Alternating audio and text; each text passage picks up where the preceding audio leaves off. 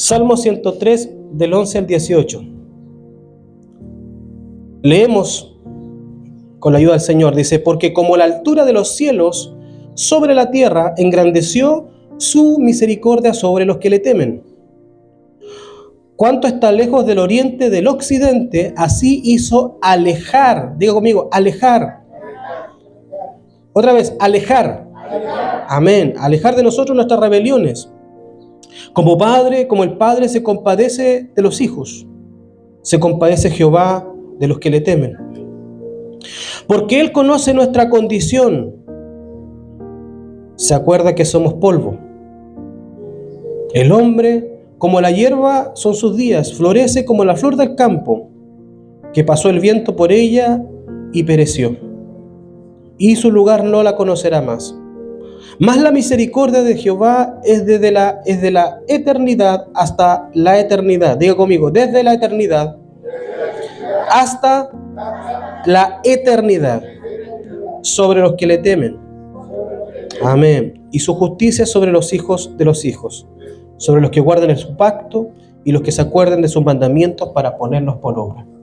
Padre, en el nombre de Jesús, que esta palabra sea de bendición, de edificación y guía para nuestras vidas. Ayúdanos, Señor, fortalécenos en cada momento del mensaje para tomar esa riqueza maravillosa que solamente tú sabes dar, Señor.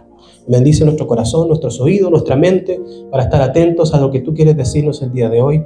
Pido tu bendición en el nombre de Jesús. Amén y amén. Tome asiento. El Salmo 103 es muy hermoso porque parte con esa famosa poesía del rey David que dice: bendice alma mía Jehová, y bendiga todo mi ser tu santo nombre. Y después más abajo, el salmista empieza a narrar por qué nosotros tenemos que bendecir a Jehová en cada momento.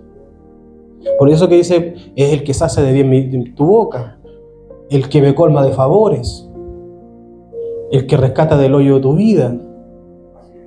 Y el salmista empieza a enumerar las razones. Y después hace un énfasis en la misericordia de Dios. Y hoy día vamos a hablar de la misericordia incomparable de Dios. Porque cuando nosotros hablamos de misericordia, uno tiende racionalmente quiero decir, tiende a humanizar. De hecho, estaba atrás en la alabanza cuando mi esposa hablaba de que Dios iba a abrir las puertas de los cielos. Bueno, no sé si me pasa, a mí no soy el único que está perdido, pero uno como que se imagina una puerta, como la puerta de una casa grande, ¿cierto? Y resulta de que después dije, no, pues, si las puertas de los cielos no son así con chapas, son pórticos grandes, son diferentes. Y es como la naturaleza propia de uno de querer escuchar, leo y lo asocio directamente a lo natural. Pero cuando Dios dice voy a abrir puertas, no va a ser una puerta como esta, que tiene una chapa ahí, no. Es un pórtico, es un portal grande, con pilares grandes, donde nadie puede borrar eso. Ahora, cuando hablamos de misericordia, automáticamente nosotros también lo racionalizamos. Y decimos que la misericordia es como ser buena persona, ser compasivo con otros. Y está bien para nosotros que somos humanos. Pero la misericordia de Dios no es igual que la de nosotros. Y eso es lo que quiero que hoy día compartamos. Porque la misericordia de Dios es incomparable. No podemos comparar con la nuestra. De hecho, dice, porque como la altura de los cielos sobre la tierra, engrandeció su misericordia con los que le temen. Cuando el rey David estaba escribiendo, dijo, ¿cómo la puedo comparar? No la puedo comparar con la del hombre. Entonces, probablemente David estaba en el campo, y en el campo miró hacia el cielo y vio la bóveda celeste completa. Y se dio cuenta que no se acababa, que era algo gigante, imposible de alcanzar. Nadie podía ir a tocar el cielo. Lo podemos ver, ¿verdad? Podemos saber que existe ahora, gracias a Dios, después de un mes, vimos el sol. Hay un cielo azulado afuera, está precioso. Uno mira y está hermoso, pero yo no puedo decir, voy a tocar el cielo. Porque de hecho, si uno empieza a subir, ya empieza a desaparecer. Puede llegar al espacio y nunca va a tocar el cielo. Pero existe. Está ahí como parte de la creación de Dios. Y es grande. Entonces él dice, ¿cómo comparar la misericordia de Dios? Lo primero que dice, como a la altura de los cielos. Inalcanzable. Entonces, hace una comparación dimensional. Nosotros vivimos en dimensiones, el espacio-tiempo, ¿cierto? Son dimensiones. Y ahora aquí hace una comparación con la dimensión del espacio, el lugar. Es como los cielos, infinita. Nadie la puede tocar, nadie la puede alcanzar, por lo tanto nadie la puede igualar. Y cuando digo que nadie la puede igualar, no solamente en seres humanos, ningún otro Dios creado por hombres, ninguna persona idolatrada por hombres puede compararse con la grandeza de la misericordia de nuestro Dios. Amén. Así es, Padre. Ningún Dios creado por el hombre, ni egipcios, ni griegos, ni hindú, ni chino, ningún Dios puede compararse a la grandeza infinita de nuestro Dios. Porque son dioses creados por hombre, por lo tanto tienen misericordia o grandeza limitada por uno mismo. Pero Dios no se limita a nosotros, Él es más grande que nosotros.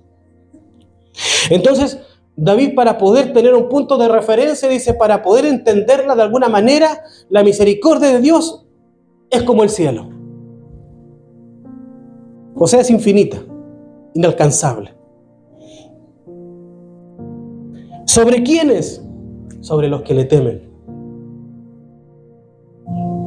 Porque si la misericordia de Dios es verdad, es grande, principalmente es grande para los que le temen. ¿Y quiénes son los que le temen? Los que le temen no son los que viven aterrados por Dios.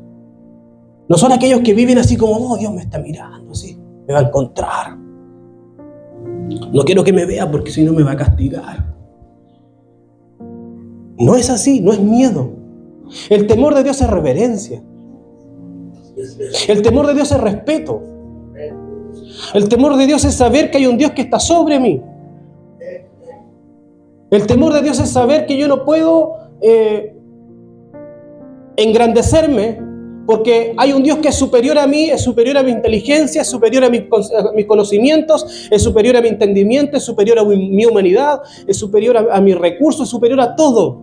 Por lo tanto, yo me tengo que someter y sujetar a Dios.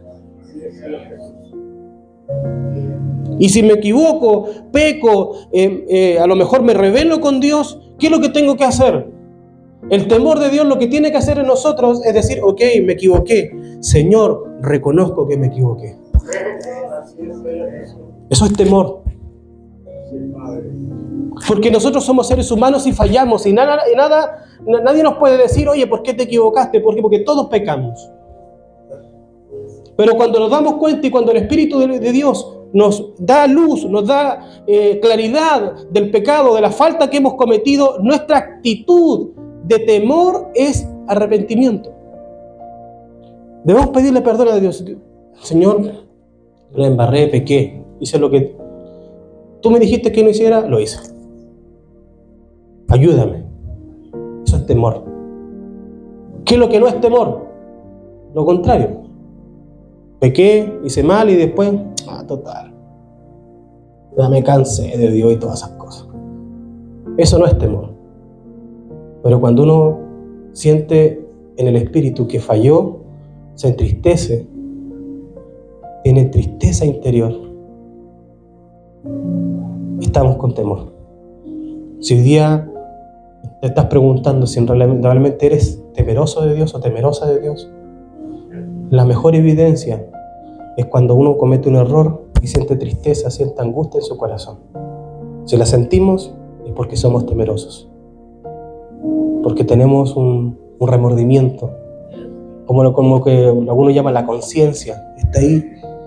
Eso es temor de Dios. Lo contrario es no tener, es cometer las faltas, hacer mentir, robar y sin que ni siquiera los dé nada. Eso es no tener temor de Dios.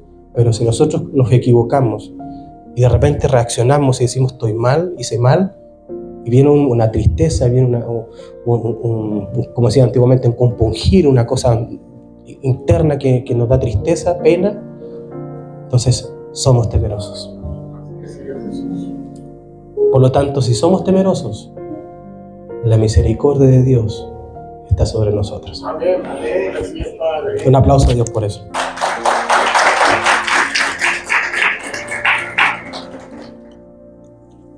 A veces nosotros pensamos, uy, yo he fallado demasiado. El Señor debe estar cansado de mí. Y no sé si todavía va a poder perdonarme, Dios. Cuando venga ese dolor a nuestro corazón y vengan esos pensamientos, cuando estemos entristecidos por nuestros errores, nuestros pecados, y vengan esos pensamientos de que Dios no me va a perdonar, Dios debe estar cansado de que yo siempre le pida perdón por lo mismo, que yo he fallado demasiado, y venga ese dolor, el rey David te dice, abre los ojos, mira al cielo. Así es la misericordia de Dios.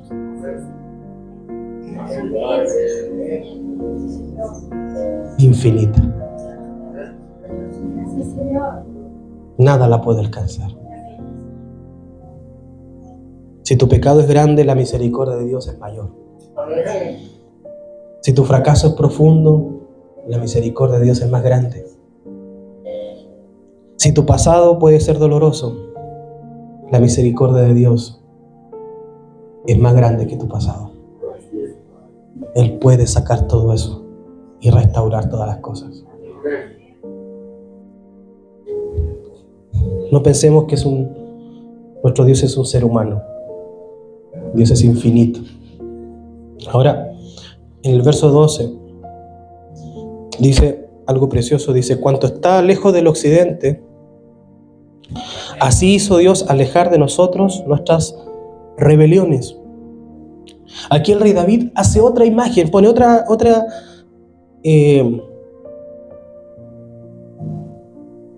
otro ejemplo de cómo Dios obra en nosotros.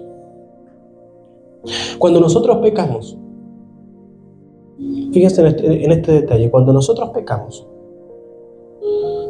pedimos perdón, la misericordia de Dios nos cubre, ¿cierto?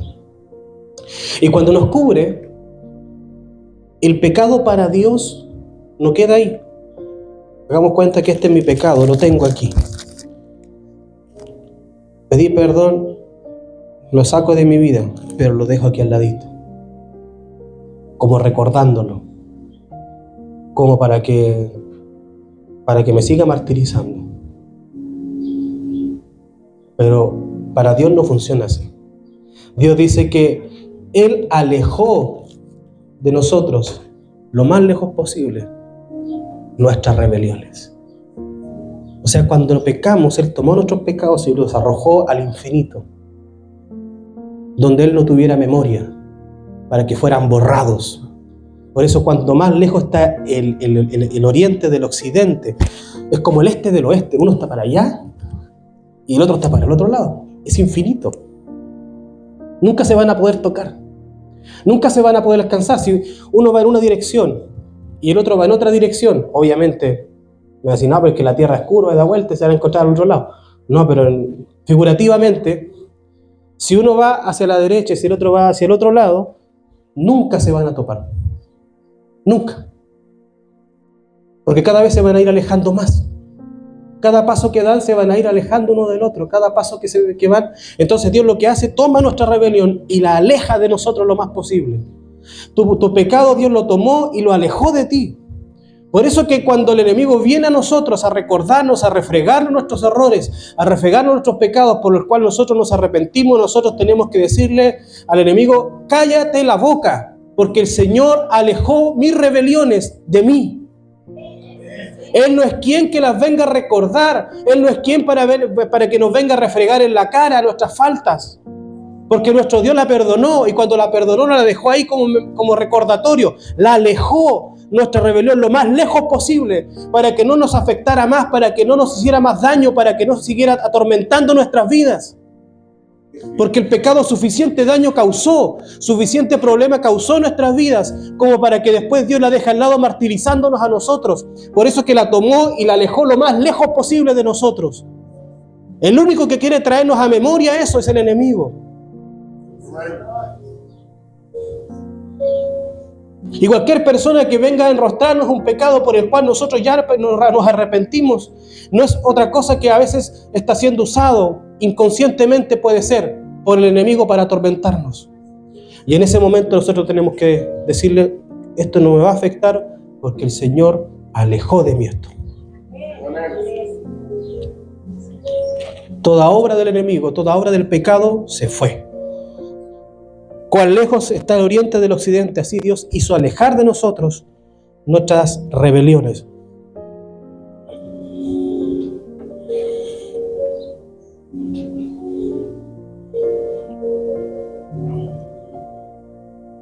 Fíjense que la Biblia también nos dice, el apóstol Pablo dice: ninguna condenación hay para los que están en Cristo Jesús. ¿Se acuerdan eso? Y es por esta razón, porque cuando nosotros nos arrepentimos de nuestras faltas, ya no hay condenación, no hay poder del pecado sobre nosotros, porque el precio, el que tomó ese pecado y se lo llevó fue Cristo. Entonces el precio lo pagó Él. Ese pecado ya no existe porque la sangre de Cristo lo borró. Nosotros tenemos correctores, ¿cierto? Antiguamente se usaban migas de pan.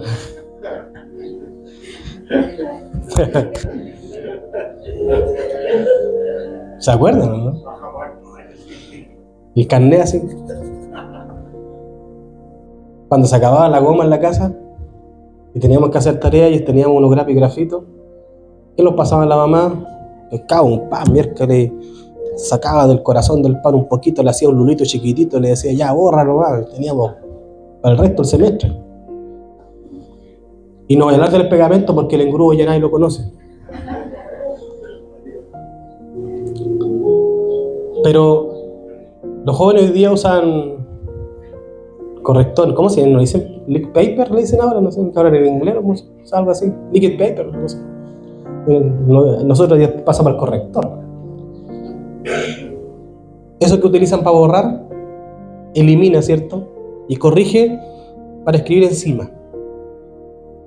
Y escribir bien, y hacer bien la oración, hacer bien el texto o el número, lo que estén escribiendo. La sangre de Cristo hizo eso. Tomó nuestro error, nuestro pecado en la vida, borró eso, para que nuestra vida fuera nueva. Por eso es que dice que nueva criatura es. Somos nueva criatura en el Señor. Así que si vienen las noches a atormentarnos los pensamientos de nuestros errores, de nuestros pecados, y empezamos a venir culpas sobre nosotros, a decirnos: pucha, si no hubiese hecho esto, a lo mejor no estaría pasando por esto. Y si, en el nombre de Jesús, reprendo esos pensamientos porque no son de Dios. Esos pensamientos no son de Dios. Y si te cuesta, toma la mano y te unges tú mismo y te reprendes tu cabeza. Tú dices: Señor, en el nombre de Jesús, todo pensamiento que no sea tuyo se va fuera. Este pensamiento de culpa por algo que yo ya me arrepentí, por algo por lo cual lloré y le pedí perdón al Señor, se va de mi mente. Tenemos que acostumbrarnos a discernir los pensamientos de Dios de los que no son de Dios. Porque con sentirnos culpables, con sentirnos amargados, tristes y llorar por las noches no vamos a solucionar nada. El único que gana es el enemigo, porque nos detiene, nos frena, nos tiene ahí sufriendo y así nos quiere ver, llorando todos los días y todas las noches. Pero Cristo borró ese pecado, lo alejó de mí para que nunca más me atormentara, para que nunca más me hiciera daño, para que nunca más determinara lo que yo voy a hacer en Cristo Jesús, para que yo pudiera seguir mi propósito adelante, para que yo pudiera avanzar, para que fuera una hija, un hijo de Dios de bendición, para que alcanzara aquello que Dios preparó para mí. Lo alejó de mí para nunca más verlo. No dejemos que el enemigo nos robe eso y nos detenga a través de los pensamientos que no son de Él, de Dios. Cuando nosotros recordamos eso, viene Dios y dice, pero si yo alejé eso de ti, eso no te debe afectar. Ya está perdonado. Es como si usted fuera al banco y le diga, ¿sabe que vengo a pagar la deuda? ¿Cuál deuda si la pagaron? Pero es que yo vengo a pagarla. Pues si ya la pagaron, caballero, si usted ya tiene tan blanco, lo tiene. Es que, y nosotros somos porfiados, que la quiero pagar. Que ya está pagada. Si alguien vino y pagó todas sus deudas, es que igual quiero pagarla. Dejemos que Dios haga su parte y nosotros hagamos nuestra parte. Él pagó la deuda, nosotros disfrutemos en su bendición y gocémonos en su presencia. Por eso que cuando nos juntamos aquí, el espíritu que debe reinar en nosotros es alegría y agradecimiento. Porque Él hizo alejar todas las iniquidades de nuestras vidas. Sigamos. El verso 13. Como padre se compadece de los hijos, se compadece de Jehová de los que le temen. Otra vez, de los que le temen. Ahora, aquí hace otra comparación, porque el rey David lo que hace es que el pueblo de Israel, la gente de Israel entienda a Dios.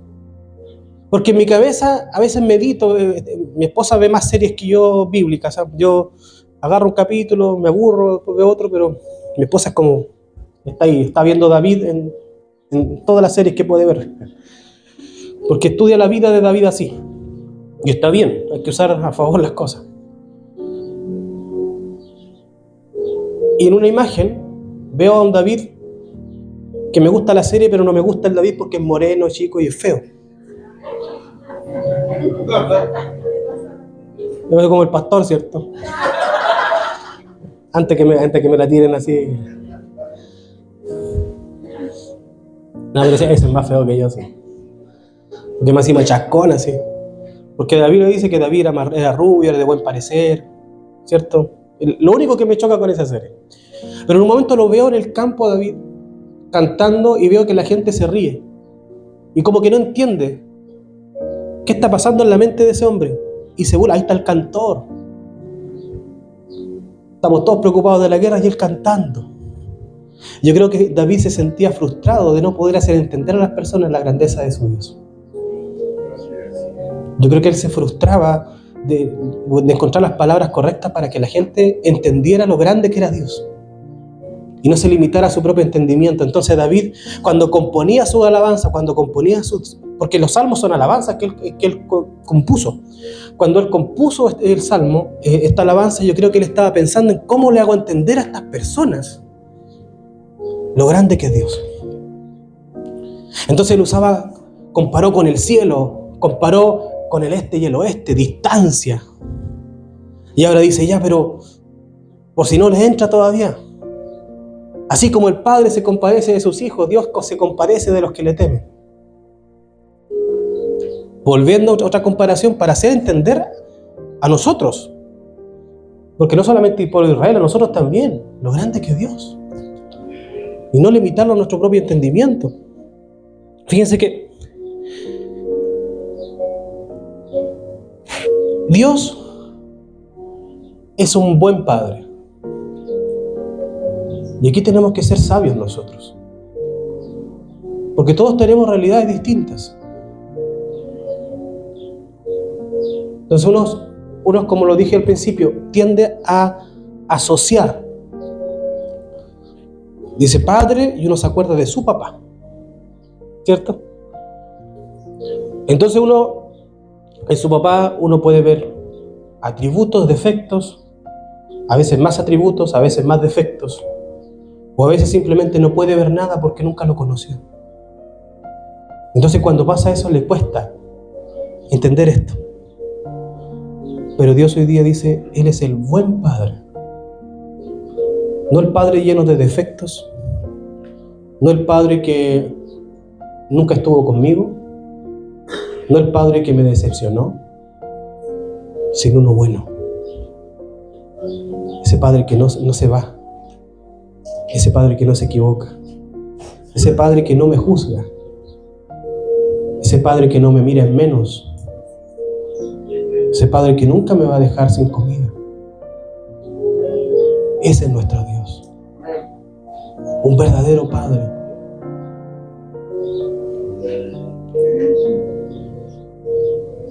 Porque un Padre para nosotros es lo que nos ayuda a fortalecernos. Y Dios dice, yo soy el buen papá. Cuando dice, yo soy el buen pastor, así también Dios dice, yo soy el buen padre. Independiente del padre que hayamos tenido, con virtudes o defectos, Dios es superior a eso. Nuestro Dios es superior a eso. No se compara a la humanidad.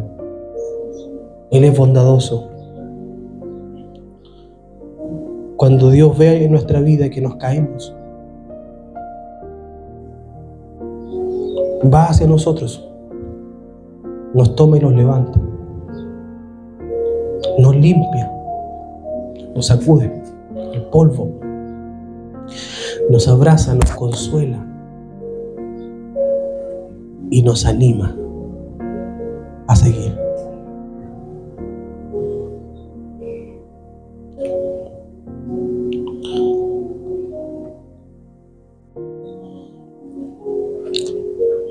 Dios se compadece de nosotros.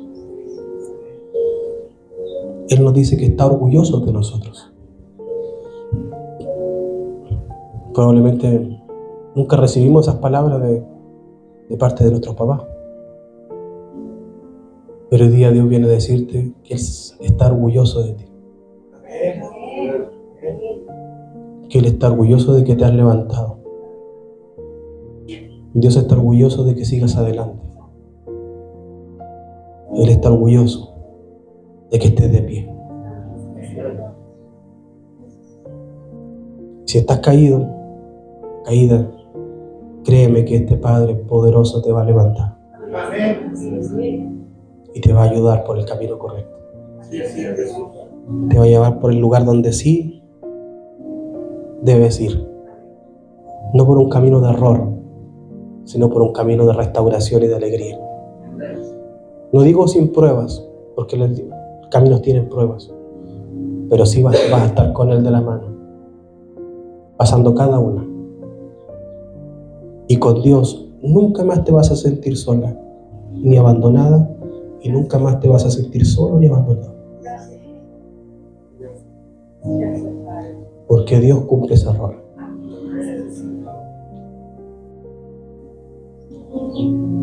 Jesús perdió a su padre joven, su padre terrenal, José. Hablamos poco de eso. En los púlpitos se habla poco de eso. Él creció con José, pero después de la vida José desaparece. Y aparece su madre solamente. Jesús tuvo que hacerse cargo de su casa muy joven. Era el mayor de sus hermanos. Su rol hasta los 30 años, como la mayoría de edad era los 30 años, su rol fue criar a sus hermanos. No tuvo su figura paterna 100%. No se sabe la edad en que fue, pero pongámosle entre los 15 y los 20. En muchas ocasiones de su vida le faltó. Jesús no tenía a José. José había muerto. No digo que era un mal padre, digo que no estaba. Y entonces Jesús entendió que había un padre que estaba siempre con él. Por eso que Jesús, cada vez que estaba evangelizando después en el ministerio, usted lo ve, que terminaba de predicar, terminaba de enseñar y se iba al monte a estar con su padre.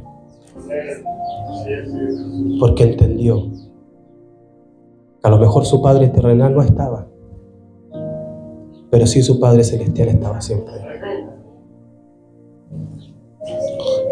Verso 14, ya vamos a ir terminando, voy en el 14, falta hasta el 18, así que tienes que aguantarme aquí.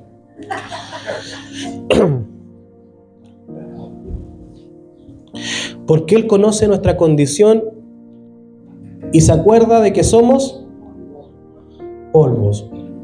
Polvo. Dice Génesis 2:7, ¿cierto? Dice que Dios creó al hombre del polvo de la tierra. Tomó polvo de la tierra, ¿cierto? Y nos formó con sus propias manos. Toda la creación fue una instrucción de Dios. Dijo Dios que haga esto y fue hecho. Dijo Dios esto y fue hecho. Lo único donde Dios intervino en forma presencial, con sus manos, obviamente figurativamente, con sus propias manos, con su propia gloria, por decirlo de alguna forma correcta, con su propia gloria nos formó de la tierra y nos hizo. Es al hombre, a la humanidad. Dios creó a Adán y a Eva. Y después sopló o insufló en esa creación aliento de vida. Y fue el hombre un ser viviente, dice la Biblia. Entonces cuando nosotros nos caemos, y fíjate, y entendamos esto, cuando nosotros nos caemos, nos paramos, nos caemos, nos paramos, nos equivocamos, nos arrepentimos, pecamos, nos arrepentimos y estamos todos ahí. Para nosotros es como, pucha la cuestión. Y Dios de repente le empieza a entrar la ira santa y nos mira y se acuerda de que somos polvo.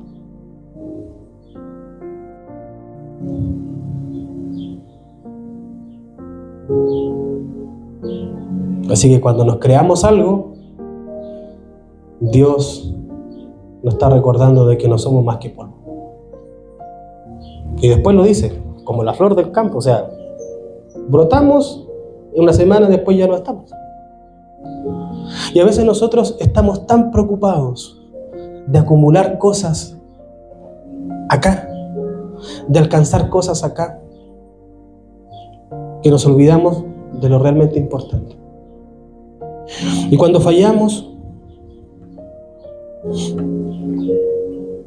Dios nos mira y dice, sí, verdad que es polvo nomás. Y eso nos debe dar consuelo, no darnos depresión, sino debe darnos consuelo porque realmente Dios no nos exige más. No nos exige. Dios sabe nuestra condición y aún así nos amó. Y eso es lo grande de Dios. Porque Él, sabiendo nuestra condición y nuestra fragilidad, aún así nos ama. Y si fallamos, nos perdona. Y a pesar de nuestras limitaciones, nuestras luchas, Él nos eligió a nosotros.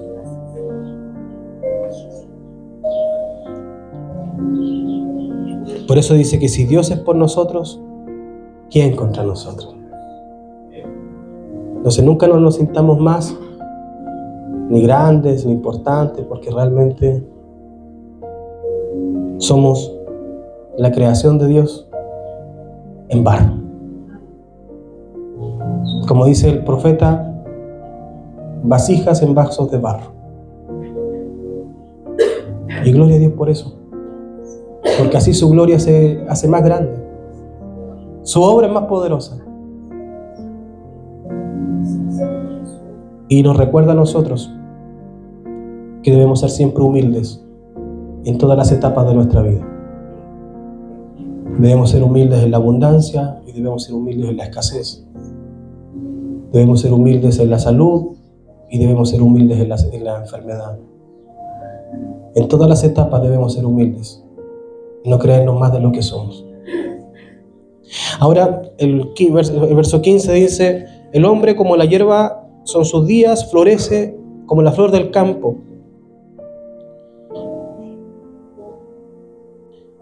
Y después el verso 16 dice que pasó el viento por ella y pereció y su lugar no la conocerá más.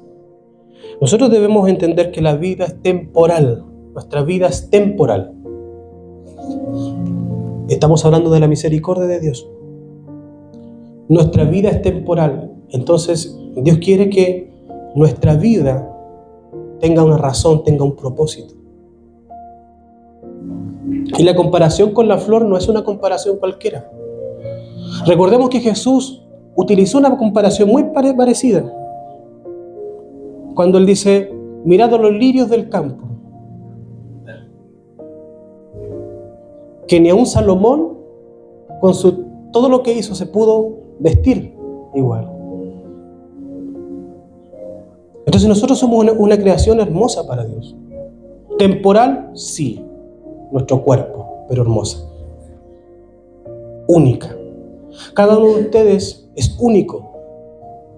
Y aunque nadie lo reconozca su belleza, nadie reconozca su valor, Dios conoce el valor de cada uno de nosotros, porque Él nos formó. Entonces nosotros no tenemos que aferrarnos a esta vida material. No tenemos que hacer riquezas en la tierra. Tenemos que hacer riquezas allá arriba, porque ya está la eternidad. Ahí va a estar nuestra verdadera realidad. Ese es el milagro y el misterio más grande de la obra de Cristo. Porque en Filipenses nos dice que seremos transformados, en Tesalonicenses, seremos transformados a su imagen y semejanza. Nosotros vamos a salir de este cuerpo de polvo, de barro, y Dios nos va a tomar y nos va a llevar a su gloria, donde ya no veremos más muerte, no tendremos más enfermedades, no habrá más dolor, y ya donde no vamos a vivir 80, 100 años, sino que vamos a vivir por el resto de la eternidad junto con Cristo. Por lo tanto, ¿dónde nos conviene hacer riquezas? Allá.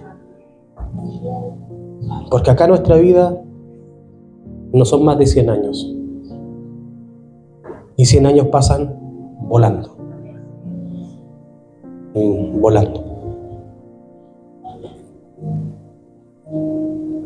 Vamos a ir terminando, verso 17. Mas la misericordia de Jehová es desde la eternidad y hasta la eternidad. Fíjense que al principio Dios hizo una comparación en la dimensión del espacio, ¿cierto? Como el cielo, en el espacio. Ahora está haciendo una comparación, pero en el tiempo, que es la otra dimensión que vivimos nosotros, vivimos en el tiempo y espacio. Ahora hace David una comparación en el tiempo, desde la eternidad hasta la eternidad, y parece una inconsecuencia porque la eternidad no tiene inicio ni fin. La palabra eternidad significa que no tuvo inicio, no tuvo fin, no tiene fin. Ha existido siempre. Por eso que Dios es eterno, porque ha existido siempre. Entonces es una redundancia decir desde la eternidad hasta la eternidad, porque es como del infinito hasta el infinito.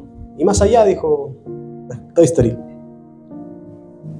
O sea, siempre el tiempo de la misericordia de Dios va a ser presente para nosotros.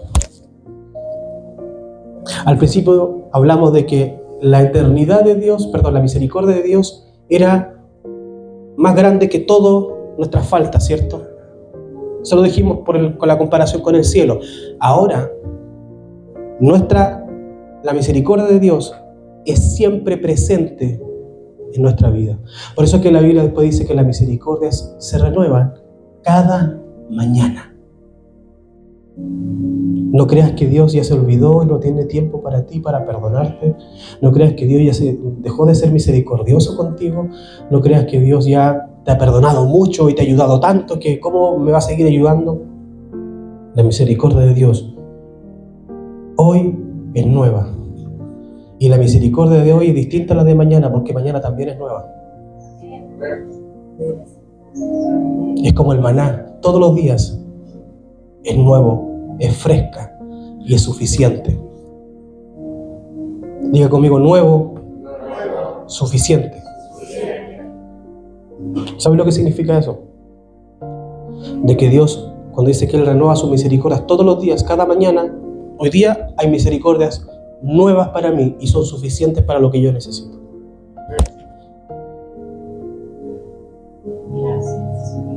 Gracias, Jesús. Suficientes para lo que necesitas. Ahora nosotros tenemos que creerlo. Y ese es nuestro desafío. Póngase de pie, por favor.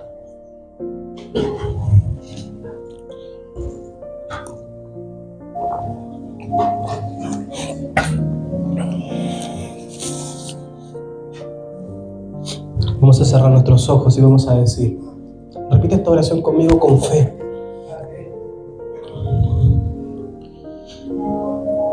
Señor, yo sé que hay misericordias nuevas para mí y que serán suficientes para lo que necesito. Otra vez, Señor, yo sé que hay misericordias nuevas para mí y son suficientes para lo que necesito. Ahora piensa en lo que necesitas. Piensa en lo que necesitas hoy día. Salud, necesitas provisión, necesitas recursos, necesitas trabajo. Piensa en lo que necesitas. Yo le repito otra vez conmigo. Señor, yo sé que tus misericordias son nuevas para mí y suficientes para lo que necesito. Dar un aplauso a Dios por eso. Si logramos integrar nuestra mente y no ser presos de la desesperación, nos daremos cuenta de que Dios obra y tiene la capacidad de obrar un milagro todos los días con nosotros.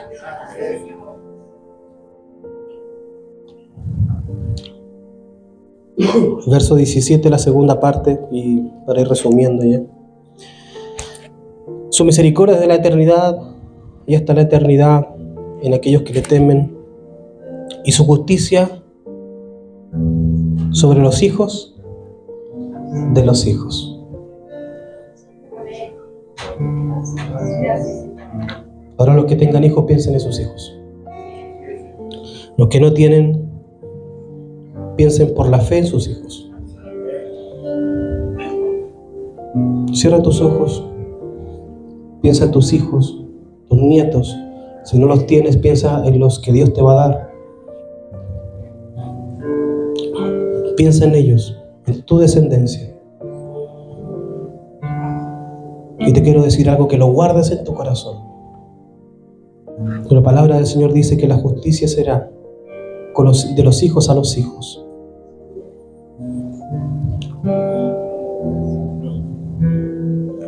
La misericordia nueva y suficiente que hoy día hay sobre ti será la misericordia nueva y suficiente que habrá sobre tus hijos y sobre tus nietos.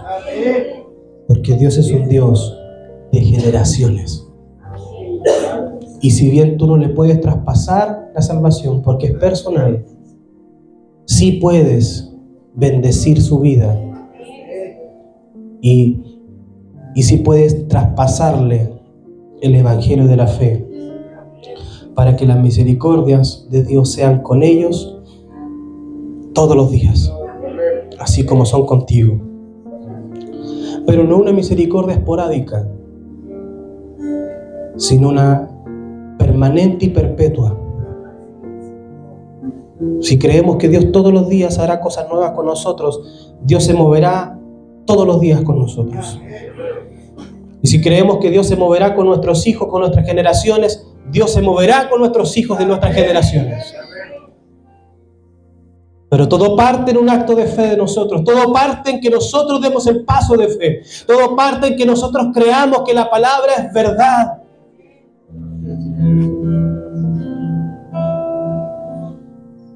Y le demos más importancia a lo que Dios dice que a lo que las personas o el enemigo dice. La fe del justo puede mucho. Dar un aplauso fuerte a nuestro Dios.